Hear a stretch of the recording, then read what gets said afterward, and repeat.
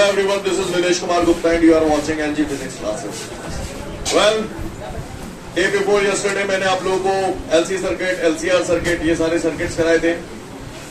उसके बाद कल हम लोगों ने कुछ एक न्यूमेरिकल्स करे थे. न्यूमेरिकल्स की उस कड़ी में ही हम लोग आगे बढ़ने जा रहे हैं. इसके बाद हम लोगों को एक अगला न्यूमेरिकल दिया है और उस न्यूमेरिकल में वो मुझसे कह रहा है कि एक सर्किट है जिसमें उस सर्किट को एक अल्टरनेटिंग सोर्स से जोड़ा गया है.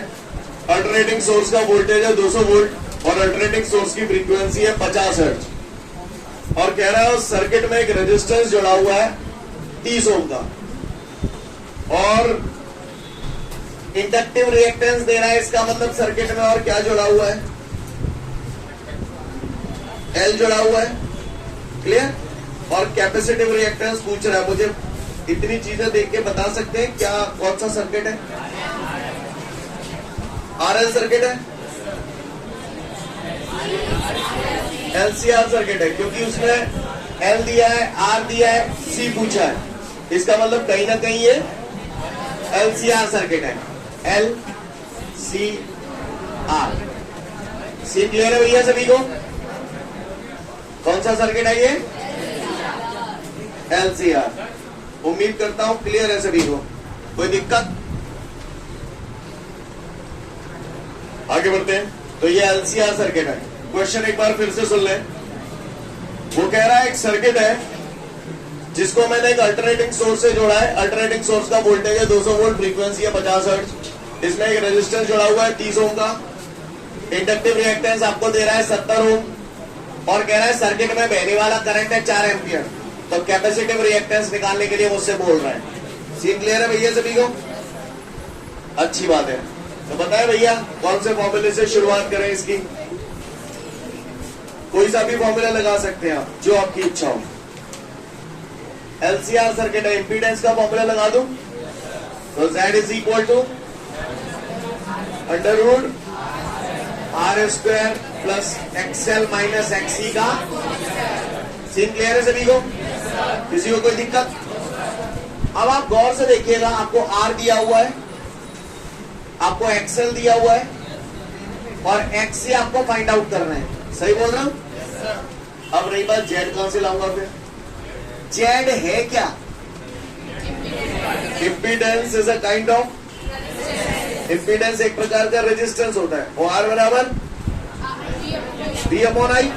तो Z एक प्रकार का रेजिस्टेंस है, तो रेजिस्टेंस की जगह क्या लिख दूं? V upon I. पूरे सर्किट का रेजिस्टेंस है तो वोल्टेज पूरे सर्किट का आ जाएगा अपॉन करंट पूरे सर्किट का आ जाएगा. स्टेप समझ में आ रहा है आप लोगों को? आगे बढ़ू. Under root R square plus XL minus XC का होल स्क्वायर. क्लियर है सीन? अच्छा समझ में आ रही सभी को? वोल्टेज कितना है? अच्छा यहाँ पर गौर से देखिएगा. जैसे मान के चलिए हो सकता है आप इस सवाल को करते करते ऐसे भी कर जाए कि भैया वोल्टेज 200 वोल्ट दिया है तो कुछ नहीं दिया वोल्टेज में, तो कौन सा voltage?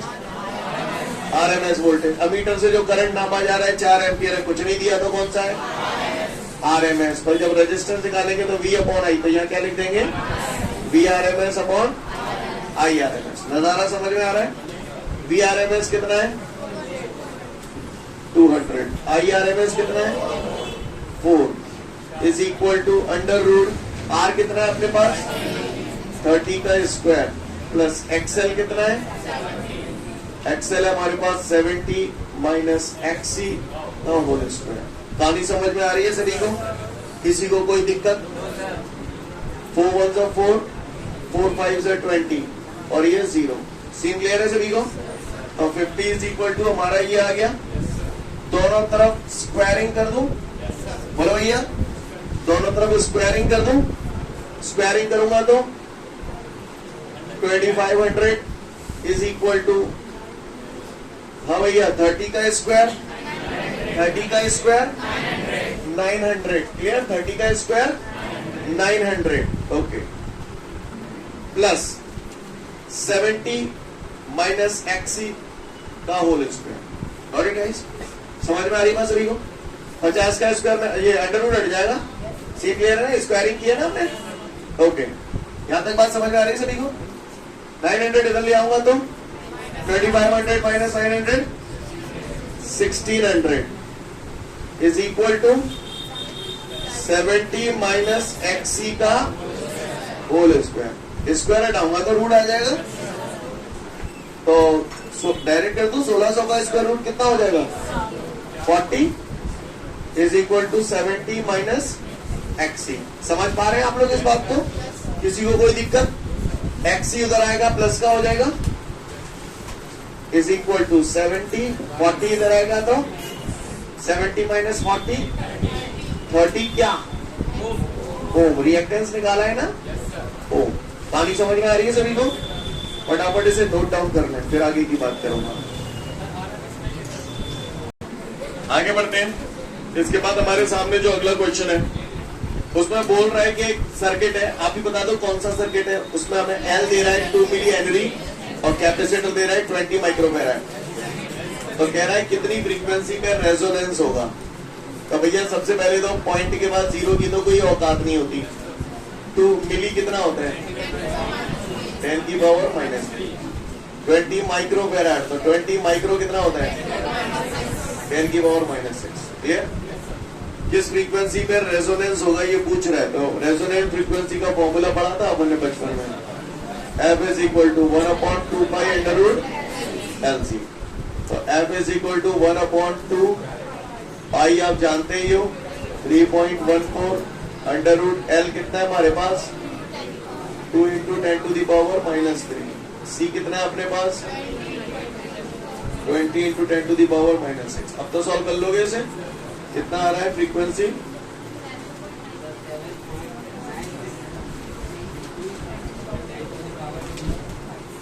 Hertz 7.96 into 10 to the power 2 hertz. Note it down. इसके बाद हमारे सामने अगला क्वेश्चन है derive the relation for the average power consumed in an electric circuit. किसी सर्किट में जो एवरेज पावर कंज्यूम होती है वो हमें बताना है। क्लियर? लिसन एवरीवन, ज्यादा तो नहीं जानते लेकिन बचपन में हम लोगों ने पावर का एक फॉर्मूला पढ़ा था, अगर आपको याद हो तो power is equal to work upon time. Yes और no? Clear? Power is equal to, ऐसा हम लोग जानते हैं। जब भी किसी सर्किट में करंट फ्लो होता है तो जाहिर सी बात है पावर कंज्यूम होती है ना, या एनर्जी कंज्यूम होती है। W क्या है वर्क, वर्क बोले तो एनर्जी है ना, और वो एनर्जी क्या होती है कंज्यूम होती है जब हम करंट पास करते हैं। सही बोल रहा? तो एनर्जी कंज्यूम होती है। यहाँ पर W जो है वर्क, उसको एनर्जी कंज्यूम बोल सकता हूँ, जो वर्क है वही एनर्जी है ना। और टाइम का डिवाइड हो रहा है, जहां पर भी टाइम का डिवाइड हो जाता है वहां एक वर्ड आ जाता है रेट आ जाता है। तो अगर किसी ने पूछा what is power of N electric circuit, तो हम उसे बोलेंगे the rate of energy consume in an electric circuit is called power. Clear? किसी ने पूछा पावर का डेफिनेशन क्या होता है, तो हम उसे बोलेंगे the rate of energy consumed in an electric circuit is called electric power. कहानी समझ में आ रही है? Again I repeat, the rate of energy consumed in an electric circuit is called power. Scene clear है? किसी ने पूछा तो बता दोगे? इससे पहले कि मैं आगे बढ़ूं, वैसे तो ये बात मैं आपको पहले भी बता चुका हूं, और शायद आपको याद ना हो तो एक बार दोबारा बता रहा हूं। W बराबर क्यों बे, Q बराबर IT बताई थी, V वैसा की वैसा, T वैसा की वैसा, T से T कट गया, T बराबर IV या VI, याद आ रहा है कुछ? VIP याद आ रहा है? यानी पावर का एक फॉर्मूला होता है P बराबर VI। क्या हम लोग एग्री करते हैं इस बात से सभी लोग? अच्छी बात। अगर इस फॉर्मूले से एग्री करते हैं तो समझ में आ गया ना ये आया कहां से है। ये सब बातें मैं पहले भी बता चुका हूं, तो डायरेक्ट मैं यहां से शुरू कर रहा हूं। बाकी का आप एग्जाम में चाहे तो यहां से भी शुरू कर सकते हैं, लेकिन मैं यहां से शुरू कर रहा हूं, यहीं से कर रहा हूं। तो क्लियर? क्योंकि यहाँ पर वोल्टेज और करंट के टर्म में बात हो रही है ना। तो भैया we all know that the formula for the power is P is equal to VI। We all know that, right guys? P is equal to VI। सब लोग समझते हैं इस बात को? P is equal to VI। इतना आप लोग पढ़ रहे हो, डेली अल्टरनेटिंग सर्किट पढ़ा रहा हूं। वोल्टेज का इक्वेशन क्या लेते हो? हर जगह वोल्टेज का इक्वेशन होता है V0 साइन ओमेगा t। अब करंट का इक्वेशन आप निकालते हो तो ये तो प्लस फाई आता है या माइनस फाई आता है ना। एक जनरल रिलेशन निकालने के लिए मैंने मान लिया करंट का यहाँ पर जो इक्वेशन है I zero sine omega t minus five. आप चाहे तो प्लस फाइव भी ले सकते हैं। क्लियर है? कहानी समझ में आ रही है आपको? कोई दिक्कत? T is equal to B zero I zero sine omega T. अब मुझे ये बताओ कमी किस चीज की और रह गई है? Sign omega t minus five की रह गई है। ओके, यहाँ पर बायो वाले कितने हैं? Raise your hand. बायो वाले? ओके, बायो वाले स्पेशली मैं साइड में जो भी फॉर्मूलास लिख रहा हूं आप लोग लिख लेना, आपको हेल्प करेंगे। Clear? Sine A minus B का एक फॉर्मूला होता है, sine A cos B minus cos A sine. मैं यहाँ लिख रहा हूं sine A minus B is equal to होता है sine A cos B minus cos A sine B. ये फॉर्मूला होता है साइन ए माइनस बी का। Clear? Sine A cos B minus cos A apply कर रहा हूं ये फॉर्मूला में यहाँ पर साइन ए माइनस बी। गौर से देखिएगा, ये पूरा टर्म इससे मल्टीप्लाई हो रहा है ना। साइन ए माइनस बी का फॉर्मूला मैंने लगाया है यहाँ पर। तो साइन ए की जगह क्या है? Sine A cos B minus cos A sine B. क्या स्टेप समझ में आया सभी को? किसी को कोई दिक्कत? अगर ये बात समझ में आ गई तो अगली बात पे आता हूं। टी बराबर B zero I zero sine omega T को अंदर मल्टीप्लाई कर दूंगा तो ये sine square omega T cos phi हो जाएगा, और इसको इसके साथ मल्टीप्लाई करूंगा तो ये हो जाएगा हमारा sine omega T cos omega T sine phi. क्या आप लोग एग्री करते हैं इतनी बात से? किसी को कोई दिक्कत? सबको भाषा समझ में आ रही है? यहां पर ये जो टर्म दिया है, अगर मैं इसमें 2 का मल्टीप्लाई और 2 का डिवाइड कर दूं, कोई फर्क पड़ने वाला है? नहीं पड़ेगा। फर्क तो पड़ेगा तभी तो कर रहे हैं, पर वैसे बैलेंस्ड है। क्लियर है? समझ में आ रही है बात? आगे बढ़ते हैं।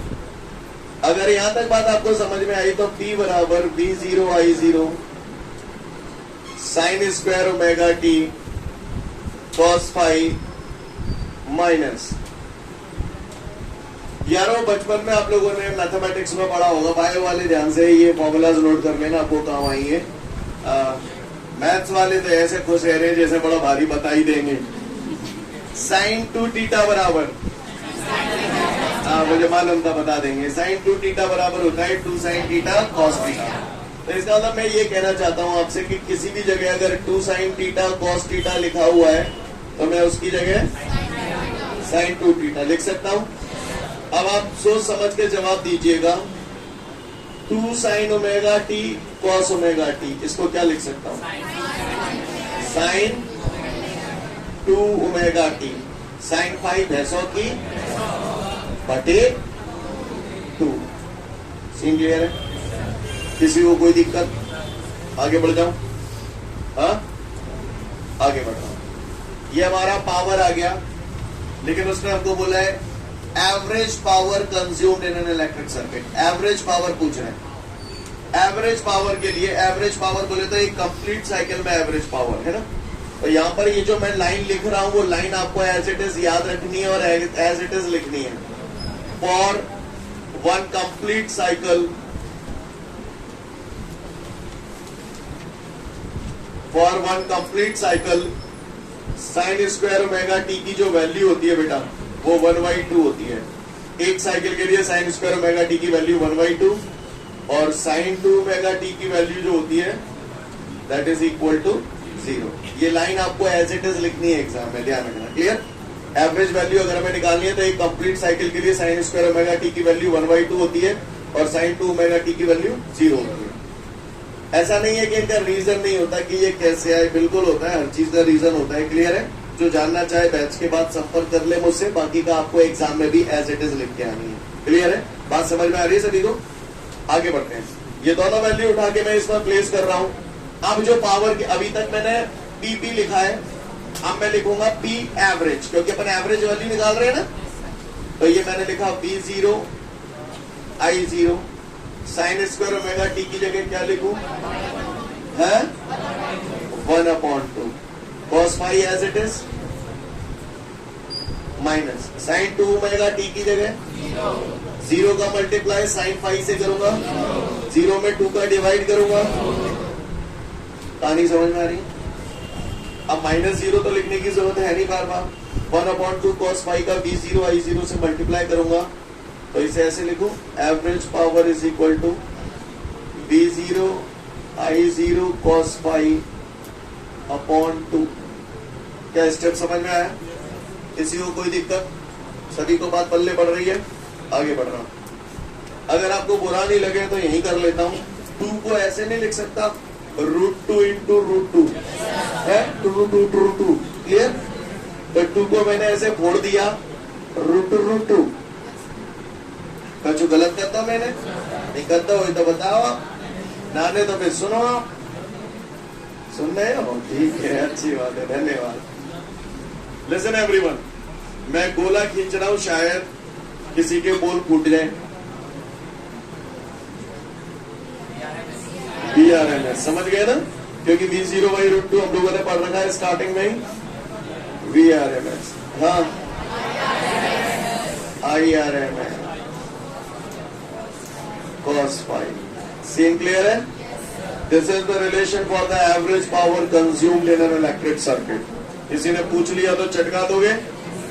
किसी ने पूछ लिया what is the relation for the average power consumed in an electric circuit, तो उसको बोलना VRMS into IRMS cos phi. ये फॉर्मूला आपने याद भी किया था, अगर आपको याद हो तो। क्लियर है? कोई दिक्कत? समझ में आ रही है बात? ओके, आगे बढ़ो। लिसन एवरीवन, ये डेरिवेशन यहाँ खत्म हो चुका है, पहले आप इतना देख लो, फिर आगे की बात करूंगा। चलो आगे बढ़ते हैं। तो मैं उम्मीद करता हूं एवरेज पावर कंज्यूम हम लोग निकाल सकते हैं, VRMS into IRMS cos phi. आगे चलो। वेल, ध्यान से देखिएगा सब लोग। इसके जस्ट बाद आपको एक नोट दिया गया है, उसमें क्या लिखा हुआ है उसे समझने की कोशिश करें।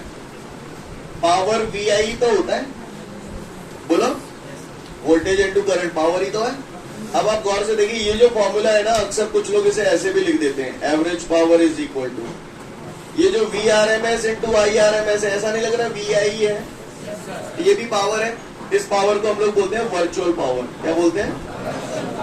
Virtual power. अगर कोई आपको वर्चुअल पावर दे रहा है, इसका मतलब वो आपको VRMS और IRMS का मल्टीप्लाई दे रहा है। कहानी समझ में आ रही है? यानी VRMS IRMS को हम लोग वर्चुअल पावर भी बोलते हैं, और cos फाई को हम लोग बोलते हैं पावर फैक्टर। क्या बोलते हैं? क्या बोलते हैं? Power factor. तो एवरेज पावर का ये जो फॉर्मूला है, उसे हम लोग ऐसे भी लिख सकते हैं, P average is equal to virtual power into power factor. कहानी समझ में आ रही है सभी को? अब इसके बाद एक नोट दिया गया है, नोट में यही चीजें लिखी होंगी, पढ़ लो एक बार।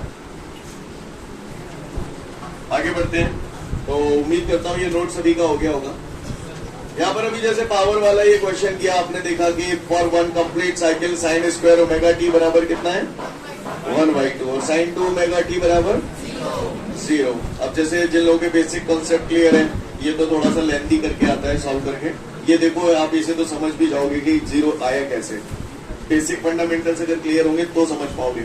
पहले बताओ, साइन n पाई कितना होता है? साइन n पाई 0 बताया था, स्टार्टिंग में भी बता चुका हूं मैं, जब IRMS बराबर I0/√2 प्रूव कराया था आपको। साइन n पाई की वैल्यू 0 होती है।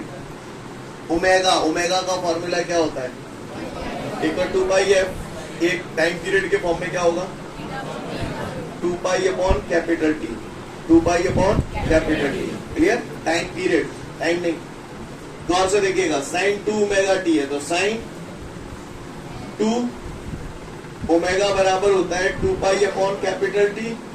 चूंकि अपन एक कंप्लीट साइकिल की बात कर रहे हैं, तो एक चक्कर में जो टाइम लगता है उसे टाइम पीरियड ही तो बोलते हैं। टी से टी कट गया, 2 पाई का 2 से मल्टीप्लाई करोगे 4 पाई, और साइन 4 पाई कितना होता है? कहानी समझ में आई कैसे है? खैर, अपने को ज्यादा डेप्थ में नहीं जाना, अब तो सीधा चटकाया ना। आगे बढ़ते हैं, आगे की कहानी करते हैं। इसके बाद हमारे सामने एक न्यूमेरिकल दिया हुआ है, देखते हैं उस न्यूमेरिकल को। उस न्यूमेरिकल में मुझसे बोल रहा है एक सर्किट है, आप बता दो जरा, ये चीजें गिवन है उस क्वेश्चन में। उस कह रहा है उस क्वेश्चन में एक रेजिस्टेंस जुड़ा हुआ है 100 ओम का, और एक कॉइल जुड़ी हुई है जिसका इंडक्टेंस है 1 हेनरी। यानी ये RL सर्किट हो गया, RL। ये सर्किट एग्जाम में कोई बनाना जरूरी नहीं है, बना दो तो और अच्छी बात है, सोने पे सुहागा है। लिसन एवरीवन, आर की वैल्यू दी है 100, एल दिया है 1 हेनरी। अब वो कह रहा है इस सर्किट को मैंने एक अल्टरनेटिंग सोर्स से जोड़ा है जो कि 5 वोल्ट का है और फ्रीक्वेंसी 50 हर्ट्ज है। तो कह रहा है इंपीडेंस कैलकुलेट करूं, करंट सर्किट में कितना फ्लो हो रहा है वो कैलकुलेट करूं, पावर फैक्टर कैलकुलेट करूं और एवरेज पावर कैलकुलेट करूं। करें भैया शुरुआत।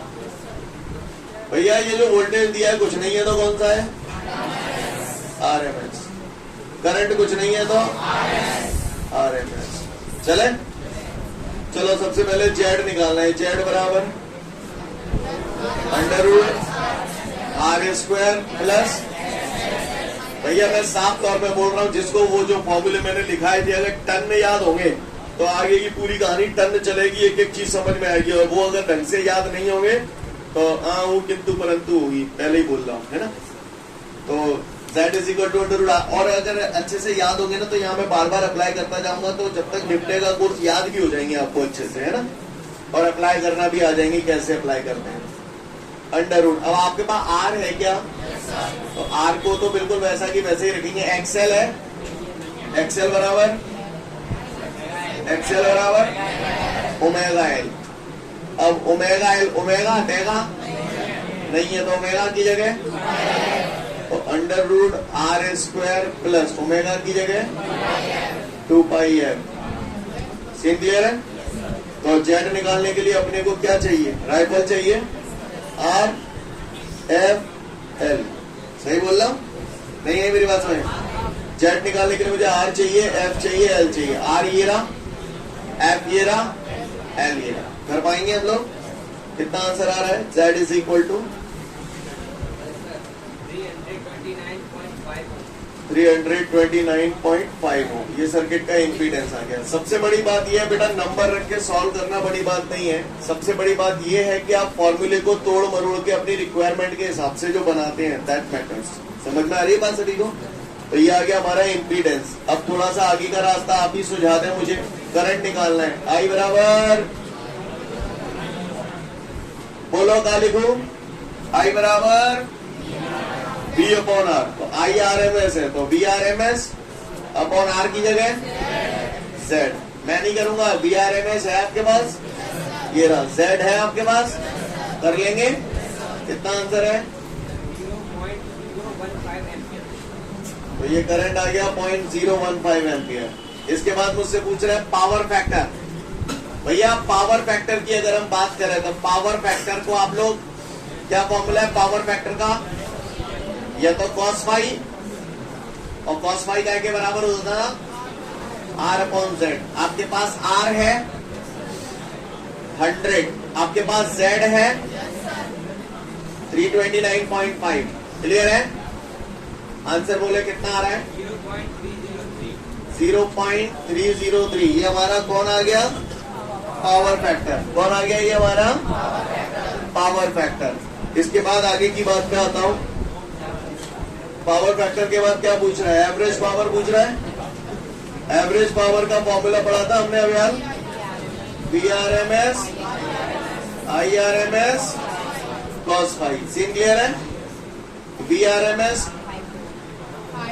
है आपके पास 5, IRMS है आपके पास 0.015, cos फाई है आपके पास, ये cos फाई पावर फैक्टर को ही बोलते हैं, ये वैल्यू आ चुकी है 0.303। सीन क्लियर है?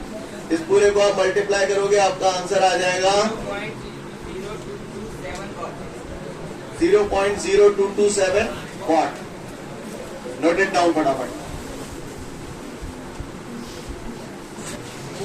इसके बाद अब हमारे सामने अगला जो क्वेश्चन है, इकट्ठे 3 क्वेश्चन एक साथ एक ही शॉट में कराऊंगा, तो फटाफट देख लें। पहले समझ ले क्वेश्चन के, क्वेश्चन मुझे बाद में पढ़ना, आप पहले इधर देखो। पहले मुझे बताओ लाला रे, ये कौन सा सर्किट है? Purely resistive circuit. ये कौन सा सर्किट है?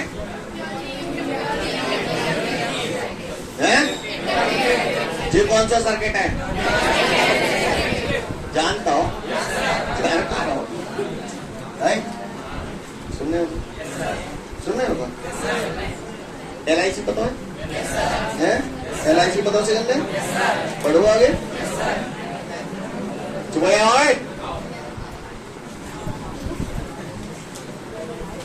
क्लियर है? चलो फटाफट जल्दी जल्दी बता रहे हैं। प्योरली रजिस्टर्ड सर्किट के लिए फेजर डायग्राम कैसा बनेगा? यू मीन टू से जाको बताओ जल्दी।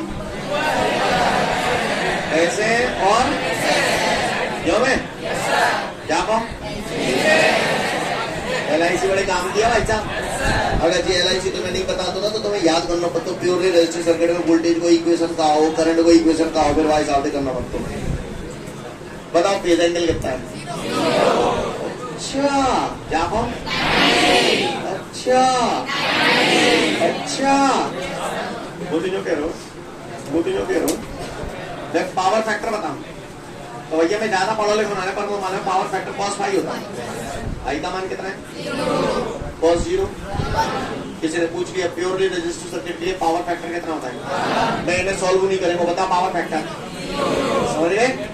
क्योंकि cos फाई की वैल्यू 0, पावर फैक्टर समझ में नहीं आई होगी? नहीं आई पक्का? तो बताओ मुझे, मुझे जो पूछ रहा प्योरली रजिस्टर्ड सर्किट को जाएगा पावर फैक्टर, जहाँ का पावर फैक्टर कितने गए 0, जहाँ का पावर फैक्टर कितने गए 0। अब मोदी जो ये पट्टन ने एवरेज पावर बताओ तो मैंने बचपन में पढ़ा था VRMS into IRMS cos phi. VRMS IRMS cos phi 1 है तो 1 लिख दूं? ये ऐसे लिखा रहता हूं? रुको ऐसे लिखा रहता तो 100% करेक्ट है। आप एक आध स्टेप और बढ़ाना तो बढ़ा भी सकते हो। VRMS I बराबर V अपॉन R, तो I रमेश का क्या हो जाएगा? V Ramesh upon R। नहीं कर सकते बोलो, जहां पर जाते मल्टीप्लाई करते हैं वो तो कहा है जाओ VRMS का स्क्वायर अपॉन, समझ गए? चलो जाके एवरेज पावर बताओ। 0 आ गई enough. Average power V Ramesh I Ramesh. अब cos फाई इसके लिए कितना है? 0, तो 0 से मल्टीप्लाई करूंगा तो एवरेज पावर कितनी आ जाएगी?